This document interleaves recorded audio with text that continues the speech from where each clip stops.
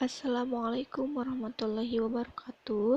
Selamat datang di channel aku, yaitu channel Paksakeun. Perkenalkan, nama aku Tahlisya Mila Nurgina. Aku adalah mahasiswa semester awal di STIE Yasa Anggana Garut. Di video kali ini, aku mau mempresentasikan atau sedikit menjelaskan tentang kegiatan bisnis, sumber daya bisnis, dan keberhasilan bisnis.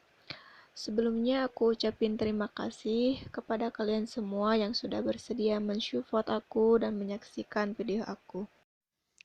Pertama yang akan aku bahas di sini yaitu tentang kegiatan bisnis menurut Brown dan Clough.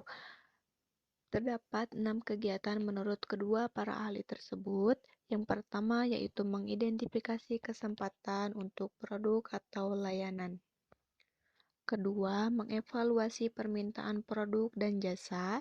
Ketiga, mendapatkan dana atau modal kerja. Keempat, mengelola produksi barang atau jasa. Kelima, memasarkan barang atau jasa. Keenam, membuat laporan untuk memuaskan permintaan pemerintah dan memperbaiki proses. Lantas, bagaimana cara kita mengidentifikasi kesempatan untuk produk atau layanan tersebut?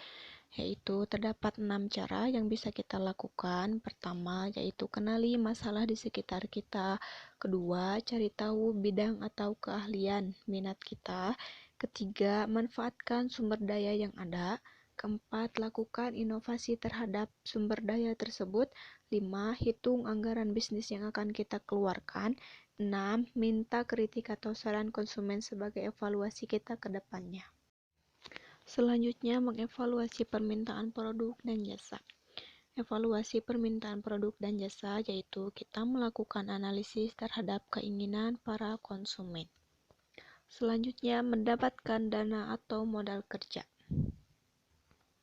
di mana dana atau modal kerja ini menjadi suatu sumber daya bisnis yang sangat menunjang keberhasilan kita dalam berusaha, di mana modal kerja tersebut bisa kita dapatkan dengan menggunakan tabungan kita sendiri atau ajukan pinjaman modal usaha ke bank, atau kita harus mencari seorang investor yang mau membiayai atau bekerja sama dengan kita. Lanjut ke mengelola produksi barang atau jasa. Ini merupakan suatu proses secara berkesinambungan dan efektif menggunakan fungsi-fungsi manajemen yaitu perencanaan, pengorganisasian, pengarahan, atau pengendalian untuk mengintegrasikan berbagai sumber daya secara efisien dalam rangka mencapai sebuah tujuan perusahaan. Kegiatan bisnis selanjutnya yaitu memasarkan barang atau jasa. Proses ini di mana kegiatan pemasaran disesuaikan untuk mempromosikan dan menjual produk atau jasa, di mana terjadi penawaran dari pembisnis atau dari kita kepada klien untuk pertimbangan yang memadai. Pembahasan selanjutnya yaitu sumber daya bisnis.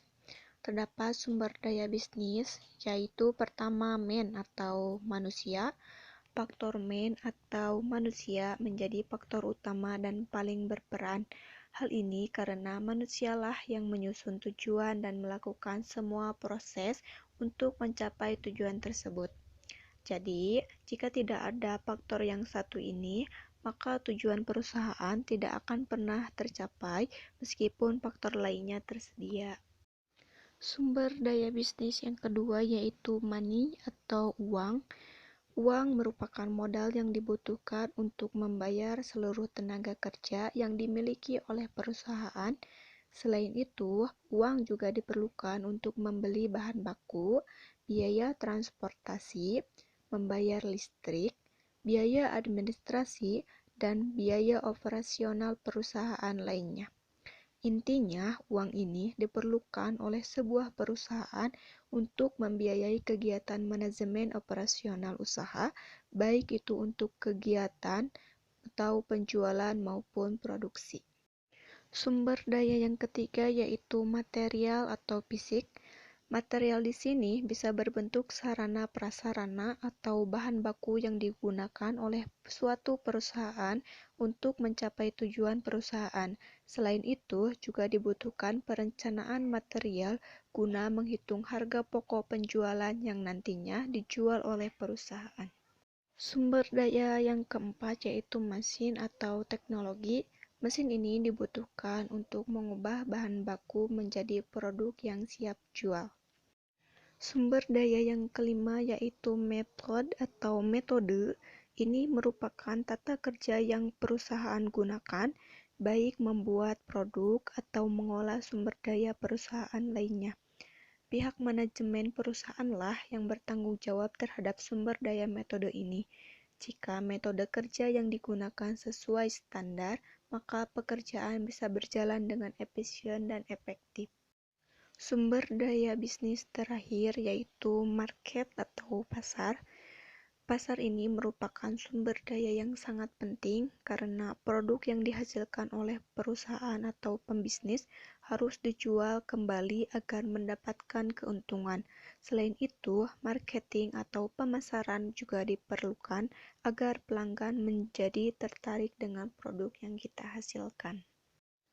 Pembahasan terakhir yaitu tentang keberhasilan bisnis menurut Friday.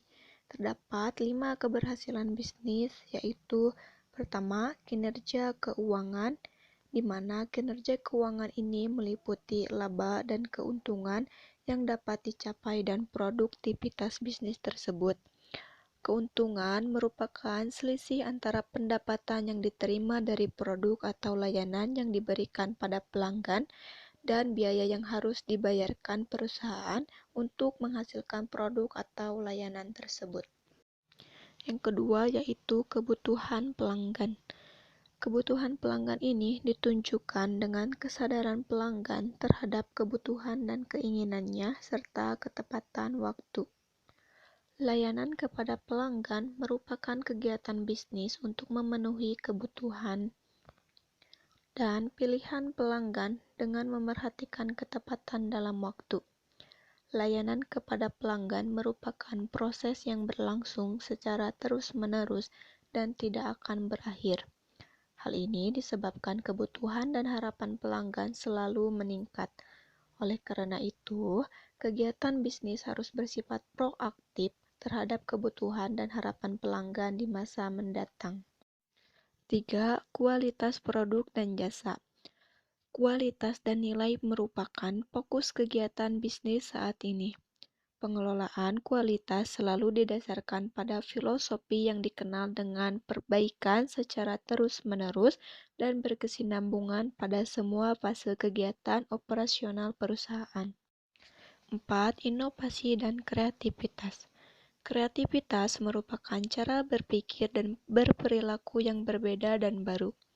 Kreativitas selalu dihubungkan dengan inovasi. Inovasi sendiri merupakan pendekatan dan pilihan yang baru sebagai hasil dari kreativitas kegiatan. Dengan kata lain, kreativitas dapat mendorong terjadinya inovasi dalam perusahaan yang melakukan kreativitas tersebut. Yang terakhir yaitu komitmen karyawan. Organisasi atau perusahaan yang sehat selalu memperhatikan waktu dan usahanya dalam menemukan berbagai cara untuk membangun komitmen karyawan. Salah satu caranya ialah dengan memberi otoritas dan kewenangan dalam membuat keputusan dan mempertanggungjawabkan keputusan tersebut kepada perusahaan. Komitmen karyawan juga akan menguat apabila pemimpin memahami kemampuan kerja karyawan, menyesuaikan diri terhadap kebutuhan karyawan, dan berusaha memenuhi kebutuhan karyawan tersebut. Nah, itulah presentasi atau pembahasan mengenai kegiatan bisnis, sumber daya bisnis, dan keberhasilan bisnis. Semoga video ini bermanfaat bagi kita semua, khususnya bagi aku. Sekian dan terima kasih. Wassalamualaikum warahmatullahi wabarakatuh.